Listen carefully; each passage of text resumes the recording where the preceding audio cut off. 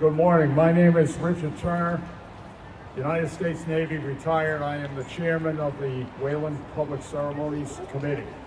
Also, I am a combat wounded Vietnam veteran. On behalf of the town of Wayland's Public Ceremonies Committee, we wish you all to our Memorial Day ceremony. We will now have the invocation given by Reverend Stephanie May of the First Parish Church in Wayland. Stephanie? Please join me in a moment of prayer. God, whom we know by many names and in many ways, we come together this day to remember and honor those whose lives were lost in war.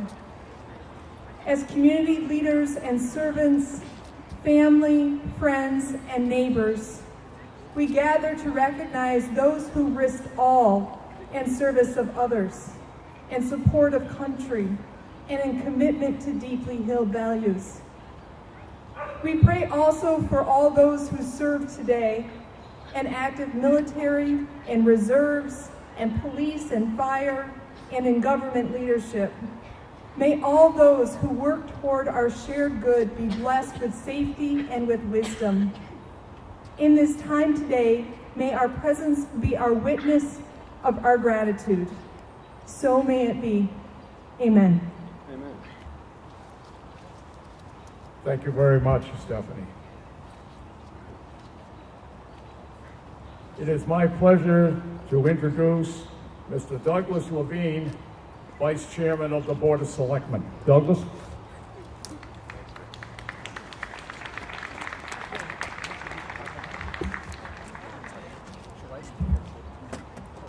On behalf of the town of Wayland and our Board of Selectmen, I want to welcome you all to our annual Memorial Day service. I want to acknowledge our newly elected State Senator, Becca Roush, for joining us this morning.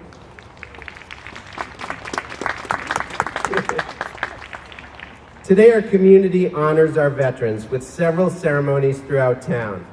A patriotic and spirited parade featuring Waylanders of all ages, as well as this venerable service. Thank you to all who helped make this day possible. A special hat tip to Richard Turner, Chairman of the Wayland's Public Ceremonies Committee, who helped spearhead many of the logistics for this event and others. But most importantly, we express our heartfelt gratitude to all of our veterans, including the members of the American Legion and the veterans of foreign wars.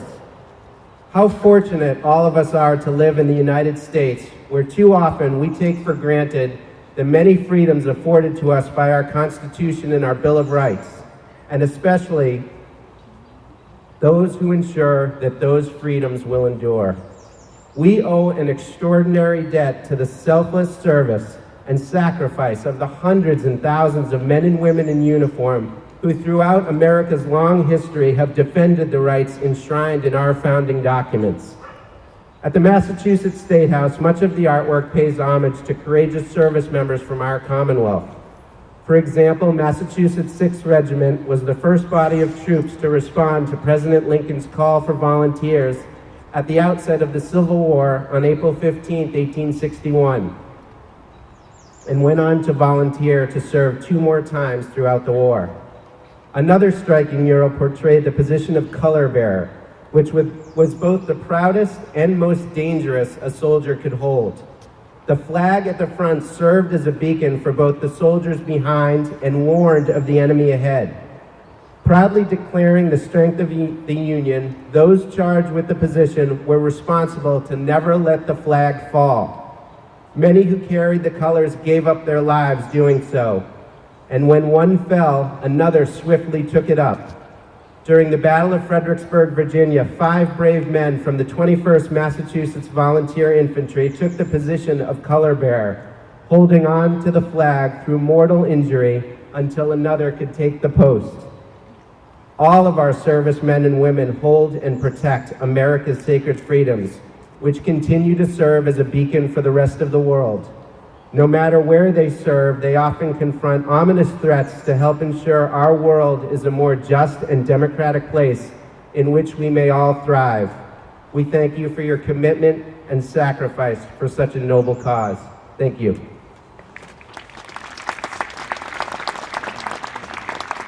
Thank you very much, Doug.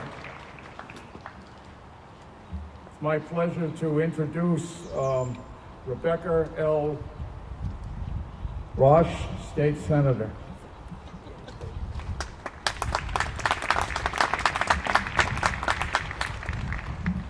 Good morning. Thank you to Richard and to everyone who played a part in making today happen, for bringing us together to remember our fallen community members. As we gather here today to observe Memorial Day, it is important to revisit the history of this day. Immediately after the end of the Civil War in 1865, communities across the country gathered in the wake of a tremendous national loss of life for Decoration Days, days to decorate the graves of the fallen soldiers our nation lost in the Civil War. These commemorations continued for years, but it wasn't until a century later, in 1968, that Congress established Memorial Day as the holiday we celebrate today. As we pay our respects today, I reflect upon the conflict that spawned our nation's first Decoration Days. I think back 154 years, back to a fractured country in the wake of Civil War. I think about brothers fighting against brothers, families divided by Union and Confederate lines. I think about a nation at war with itself and the resulting loss of 620,000 American lives. Memorial Day's history is a reminder of the incredible hardship, grief, and pain in a divided country years ago, and how divisiveness itself lays the foundation for conflict. As we gather in gratitude to remember and honor our fallen soldiers, sailors, airmen, Marines, National Guardsmen, and officers, we are also reminded of the legacy of war and the deep wounds it etches on our families, our communities, our state, and our nation. The Civil War and every war are reminders that we are stronger when we are unified, together, indivisible in our pursuits of liberty and justice for all. And each fallen soldier, each community member we lose, is a reminder of our collective responsibility to keep our troops safe. To those here today who have served our country, thank you for your bravery, your honor, and your dedication. To those here today who have lost a friend or family member in the service, on behalf of a grateful Commonwealth, thank you for their sacrifice and for yours. May their memories be a blessing to you, now and always.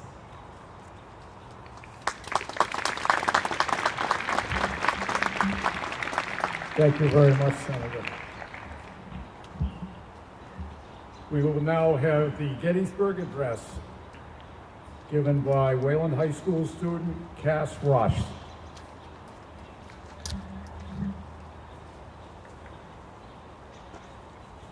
Fourscore and 7 years ago, our fathers brought forth on this continent a new nation, conceived in liberty and dedicated to the proposition that all men are created equal.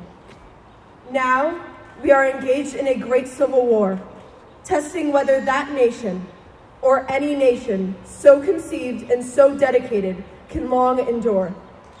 We are met on a great battlefield of that war.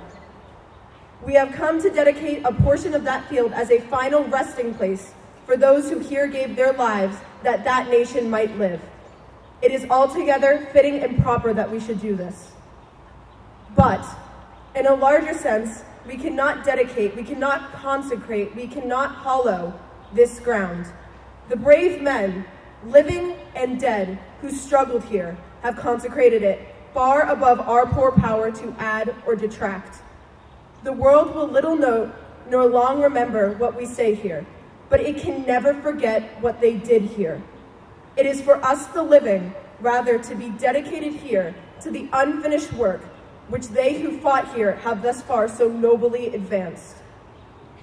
It is rather for us to be here dedicated to the great task remaining before us, that from these honored dead we take increased devotion to that cause for which they gave their last full measure of devotion, that we here highly resolve that these dead shall not have died in vain, that this nation, under God, shall have a new birth of freedom, and that the government of the people, by the people, for the people, shall not perish from the earth. Thank you. Thank you, Kat. It is my pleasure to introduce Lieutenant Colonel Brian Martin, Garrison Commander of the U.S. Army Soldier Systems Center, Natick, Massachusetts.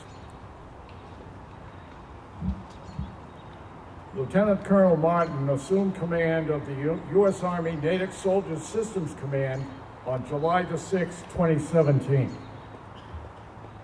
Lieutenant Colonel Martin is a Green Beret who spent most of his career in Special Forces. He graduated from the United States Military Academy and holds a master's degree from the Naval Postgraduate School. Lieutenant Colonel Martin served in Kosovo, Macedonia, Iraq, and Afghanistan. Lieutenant Colonel Martin.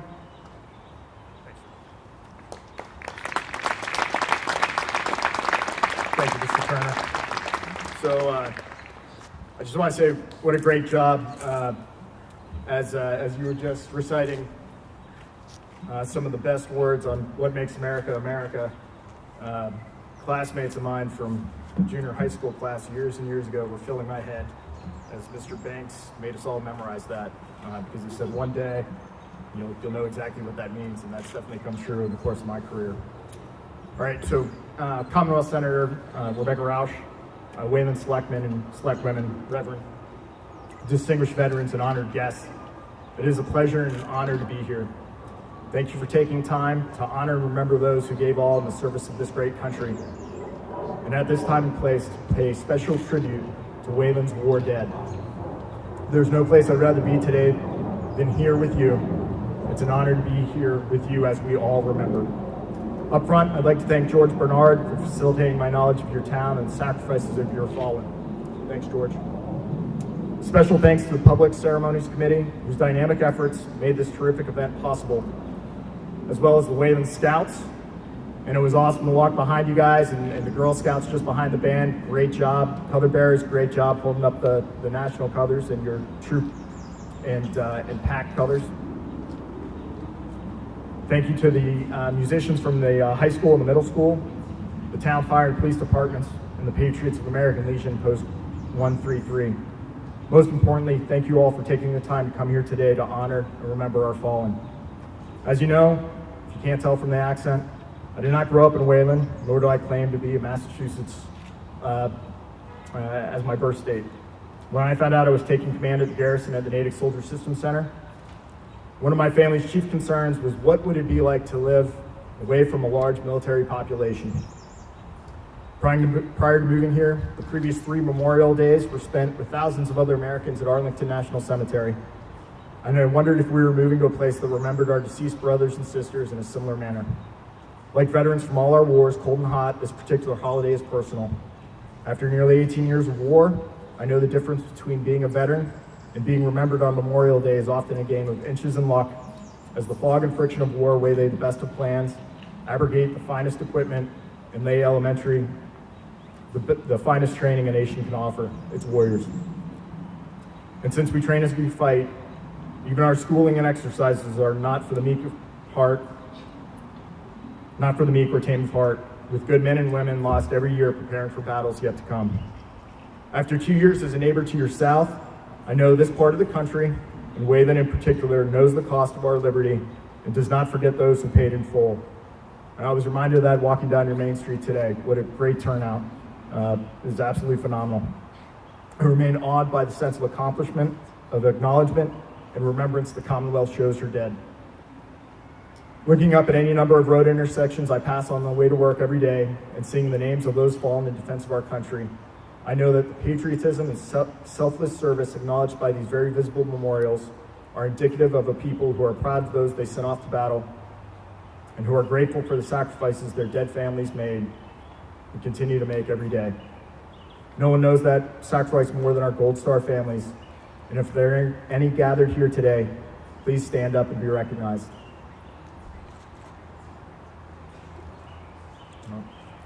Okay, so if you know Gold Star family, is there one here? Sorry. Okay.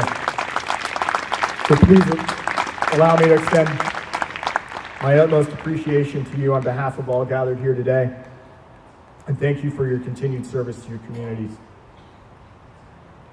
Thomas Jefferson is widely credited with the quote, "Occasionally the tree of liberty must be watered with the blood of patriots and tyrants."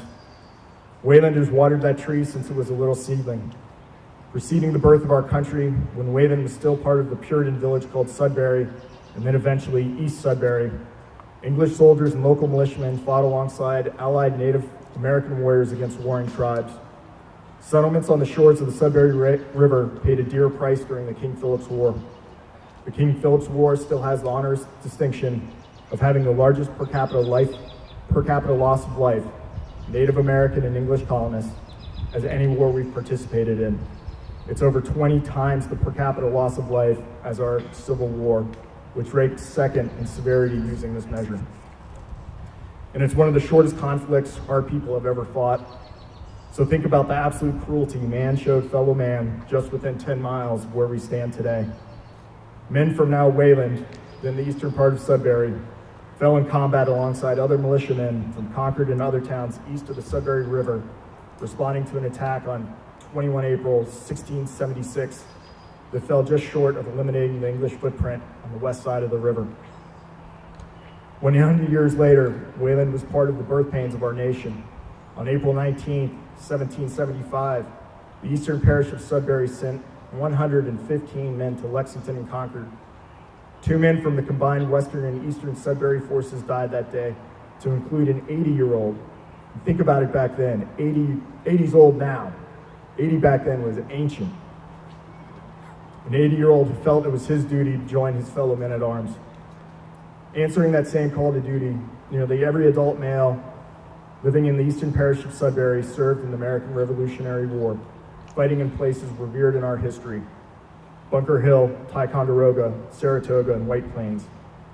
56 of your Revolutionary soldiers, sailors, and militiamen are buried in North Cemetery. Since that initial watering of revolutionary blood and the subsequent establishment of the Constitution as our social contract with each other, Wayland men and women have offered their lives in service to our country in all of our nation's conflicts. Thousands of you have left this town to fight for this great experiment called government by the people. Just under 40 did not return.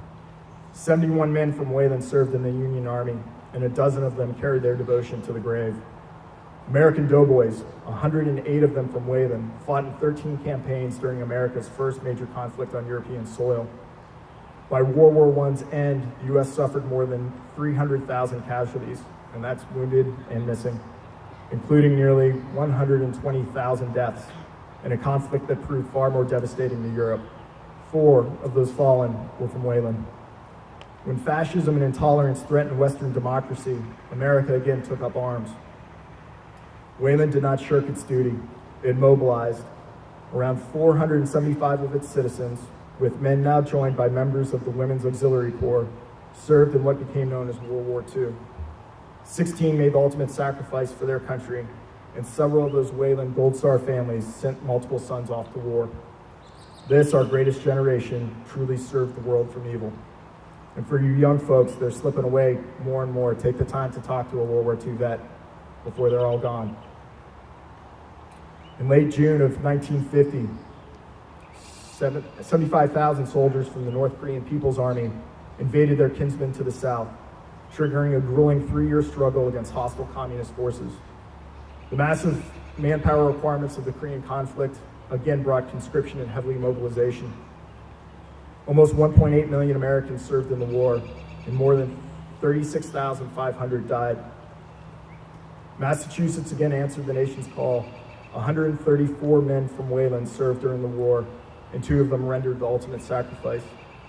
As you know, the Korean conflict remains unresolved. 25,000 of my fellow soldiers stand ready to fight tonight and win, should the very uneasy armistice fail. During another East Asian conflict waged to defend allies against communist aggression and protect American interests, this time in Vietnam, 4 more men from Wayland perished in the service of their country. They joined 58,220 Americans who traded their lives at the bequest of their country.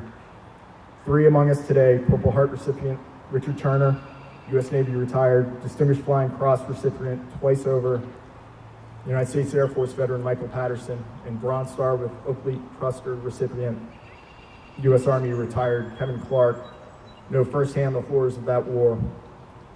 And we join them to remember those that deployed to Southeast Asia to fight communism and did not make it home. Thank you, gentlemen, for being here today. Thank you.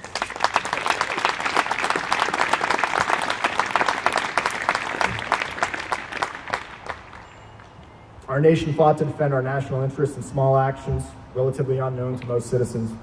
Raids against the Barbary pirates in North Africa under Thomas Jefferson's direction, wars against the Native American tribes throughout the 1800s, the Banana Wars and Filipino insurrection of the early 1900s, policing actions in the Dominican Republic in the 1950s, the failed hostage rescue in Iran in 1980, Grenada in 1983, Libya in 1987, Panama in 1989, and Bosnia and Kosovo in the late 1990s and early 2000s, to name a few.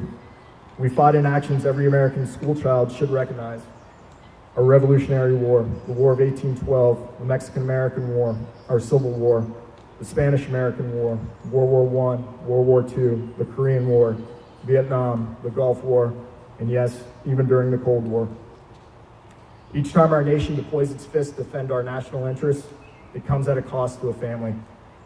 Since the first 8 colonial militiamen fell at Lexington Green, the families of over 1.2 million American soldiers, sailors, Marines, airmen, and Coast Guardmen have felt that cost. Just this week in Boston, the Special Operations community and your fellow Bay Staters dedicated a memorial to a Green Beret son of the Commonwealth, fallen in Afghanistan this past January. He joins close to 7,000 U.S. service members and other government civilians, who include close to 330 service members from this Commonwealth, fallen in our post-9/11 conflicts. These 7,000, many of them joined after 9/11, will never get to coach a lacrosse game, to watch their kids grow up, and share life in old age with their spouse. They died protecting this country, protecting their units, and protecting their fellow servicemen. Importantly, 7,000 is a number, like most of our casualty numbers from previous wars, and that fails to account for those lost after the final sounds of the guns fade from the battlefield, but not from the mind. 2 of our national conflicts share an interesting historical intersection this Memorial Day. First, the American Civil War, the worst bloodletting in our history, was the end of the tactics of Napoleon, Lafayette, and Washington. Our Civil War is widely acknowledged as the birth of the industrialization of war and mass killing. This war would also see the advent of America's Memorial Day just 3 years after the war's end. Second, this Memorial Day falls a few days short of the 75th remembrance of D-Day, where America's full industrial and military might would start the Western approach to the end of the Third Reich, and which serves as an illustration of the full cost of the war. Wayland's Civil War dead perished in a conflict that helped define our nation. They were ordinary men who answered the Union's call in extraordinary times. One can imagine tired, stressed men discussing fishing the Sudbury River, or the state of a friend's farm on the Boston Post Road as a nervous diversion on an approach march into battle. These men died in well-known battles that defined what type of people we Americans would be. As we just heard the Gettysburg Address, battles like Gettysburg, Cold Harbor, Chancellorsville, Spotsylvania, the Wilderness, Second Bull Run, Antietam, right up to the end game at Petersburg, preceding the final flight from Richmond to Appomattox. More fell in shaping atoms far from high school history books, places you'd have to look real hard to find on a map. It's from this bloody internecine conflict that Memorial Day became a stalwart for the last Monday in May. I'd like to share with you a portion of the Commander-in-Chief of the Union Veterans Group, aptly called the Grand Army of the Republic, General John A. Logan's full General Order Number 11.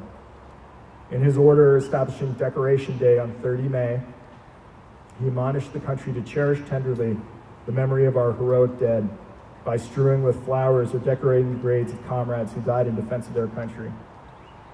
Further, he provided emphasis on President Lincoln's charge to care for the fallen's widows and orphans by saying, "Let us then, at the time appointed, gather round their sacred remains and renew our pledges to aid and assist those whom they have left among us as a sacred charge upon a nation's gratitude, the soldiers and sailors, widows, and orphans." And I can tell you those directives are alive here and well in Wayland. If you look at the geraniums right in front of me, that came from Decoration Day. It's something you guys only do in the north, in this part of the country. And everything else has derived from those initial taking geraniums down and decorating the graves. You are here today living General Logan's admonishment. I saw it Friday when my family saw the flags in your cemeteries. I saw it last Thursday when I had the privilege to witness the roll call of the fallen of the Soldiers and Sailors Monument on the Boston Common, where an individual American flag honors each of the Commonwealth's over 37,268 war dead. Importantly, the surviving families of those lost to the post-September 11th conflicts witness the community that still remembers, that still honors, and will never forget their loved one. If you haven't seen that flag garden on the Common, I highly encourage you to make it out there and check it out. If not this Memorial Day, then next. It's a remarkable homage to the cost of sustaining the American way of life. Nearly 40 years after Wayland mobilized to fight a foe on American soil, Wayland service members found themselves in a second American conflict on European soil. In just a few short days, we remember the 75th anniversary of the D-Day invasion on the Normandy beaches. On June 6, 1944, over 160,000 Allied troops jumped out of planes into a flak-filled night, ran, swam, and drove off landing craft onto contested and highly fortified beaches, and patrolled the skies over a turbulent Norman day. The full weight of America's industrial strength delivered 5,000 ships and 13,000 aircraft against the Nazis that day. Over 9,000 Allied troops lost their lives securing the beachhead, to include over 2,500 Americans killed on Omaha Beach alone, many in just a few, in the first few waves. Carl Bischoff, an 18-year-old Wayland sailor serving on a landing craft infantry ship, saw the carnage of Omaha firsthand. His ship helped transport wounded men off the beach to larger ships for medical care. Carl recounts the destruction of the beach as a sight he'd never forget, and often wondered if those wounded men survived. Just as Carl witnessed D-Day firsthand, General Eisenhower's invasion guidance reminded the Allied force that the eyes of the world are upon you. The hopes and prayers of liberty-loving people everywhere march with you. And they still do. You here today have your eyes on those very men and women who saved Western civilization from genocide, fascism, and fear. Just as our grandparents and parents, aunts and uncles, who held the line in World War II, Korea, Vietnam, and the Cold War, inspired the current generation of men and women in uniform to secure the American way of life. Remembering our war dead should serve as a reminder to us all that our democratic freedom, the rule of the people by the people, is something to be cherished and exercised, as if someone you knew very well traded all their hopes and dreams so that you could have a chance in self-determination and self-government. Who would squander such a gift? And so, as we take time today to think about those who died protecting the American way of life and our national interests, let us dedicate ourselves to honor their sacrifice by living lives worthy of their last full measure of devotion. Thank you for allowing me to be with you today as we honor Wayland's war dead. God bless our fallen. May He show His grace to their families, and may He continue to bless the United States. Thank you.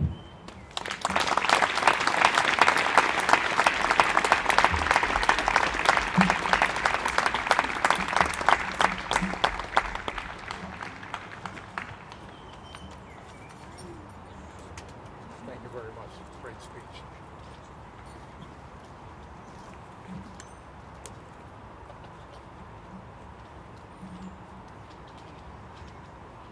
We will now have the flag raising and national anthem with Paul Rufo and the Grand Marshal Michael Patterson.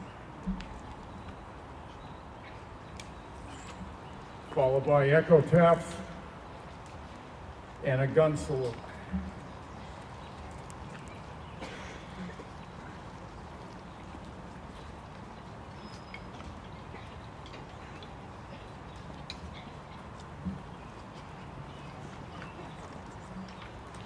Our Grand Marshal today is Michael Patterson, who served as an Air Force pilot in Vietnam, where he flew 313 combat missions. Those included 100 missions providing close air support to U.S. troops in South Vietnam and more than 200 low-level night missions attacking anti-aircraft sites and supply trucks along the Ho Chi Minh Trail in Laos. He was in Vietnam during both Tet offensives. His decorations include 2 Distinguished Flying Crosses and 15 Air Medals, 2 Presidential Unit Citations, and 2 Meritorious Service Medals, and the Vietnamese Cross of Gallantry.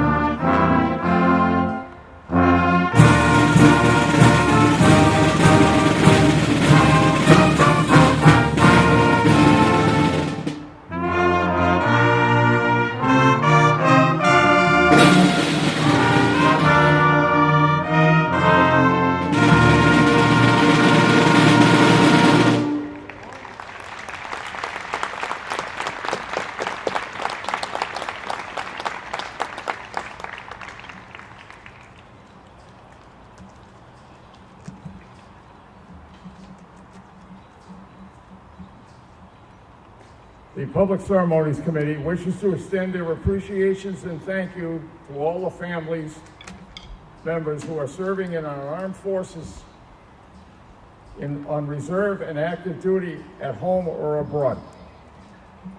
Is there anyone serving on active duty from Wayland? If so, please stand up and be recognized.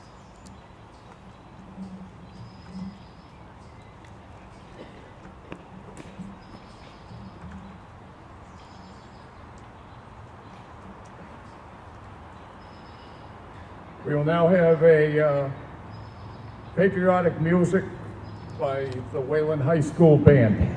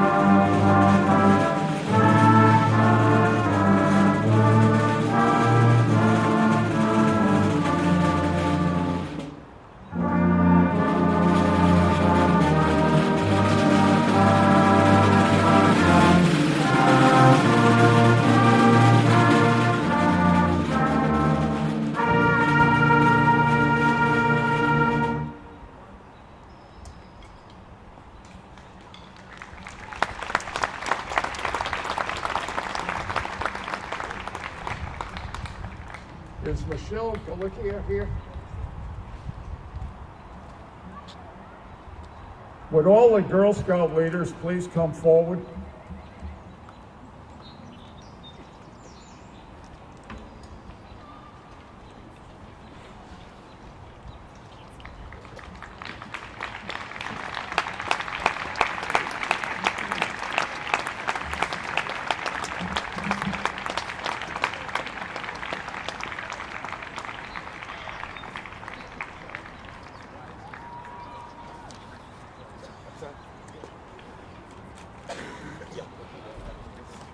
The Public Ceremonies Committee would like to extend a special thank you to the Wayland Girl Scouts.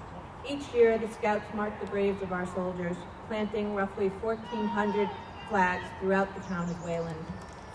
As a symbol of our appreciation, we would like to award the Girl Scouts Memorial Merit Day Badge. These badges will be presented to the troop leaders for distribution.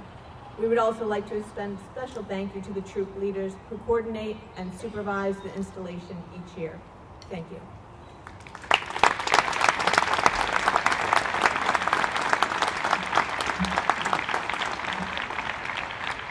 Okay, now we'll get back on course here. We will now have the gun salute, followed by echo taps.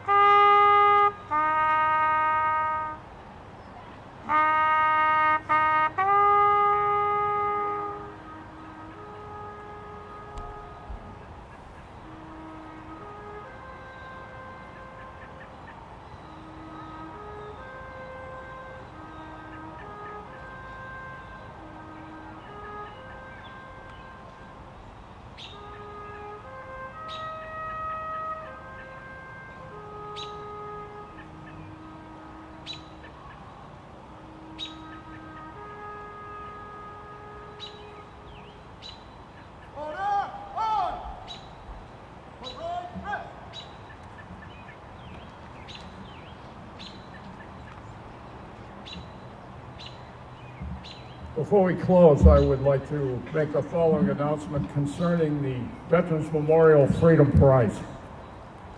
Due to a curriculum change to the high school history department, the Veterans Memorial Freedom Prize will not be presented today, but it will be presented at the Underclassmen's Awards Night on June 5th at 7 p.m. in the Wayland High School auditorium.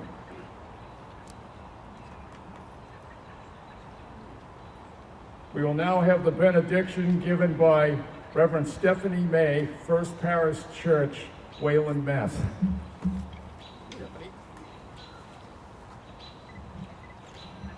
I leave you with this blessing of peace. Deep peace of the running waves to you. Deep peace of the flowing air to you. Deep peace of the shining stars to you. Deep peace of the infinite peace to you. To those who have served and died, may you rest in peace. To we who have gathered as witnesses, may we now go in peace. Thank you. Thank you very much.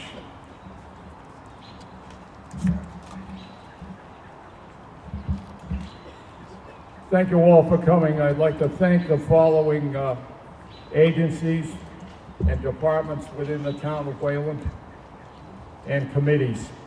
The town of Wayland DPW Parks Division and Cemetery Division for all their hard work in getting the memorials and cemeteries ready for the Memorial Day events and assistance in setting up this ceremony. The Massachusetts State Police and Museum and Learning Center, Grafton, Massachusetts, with their 1978 Ford LTD Police Interceptor. Members of the Public Ceremonies Committee. Wayland High School Band, Mr. Joseph Onachuk, conductor. Wayland Middle School Band, Miss Rebecca Wellens, conductor. American Legion Post 133, Paul Rufo, commander. The Wayland Police Department for their color guard, and the Wayland Fire Department for their color guard. Miss Maureen White and the Girl Scouts for dressing the veterans' graves.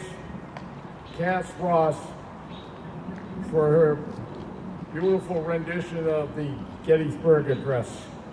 Mr. Dean Strom for his 1941 Dodge WC-51 weapons carrier. David Now and the 1930 Lincoln, the Grand Marshal's vehicle. The Massachusetts Army National Guard drivers and their Humvee, and the Wayland Council on Aging, as in past years, has provided the bus transportation for us. Mr. Doug Levine, also from the Board of Selectmen. This concludes our ceremony, and thanks to Parker Bryant for being our videographer today from WayCAM.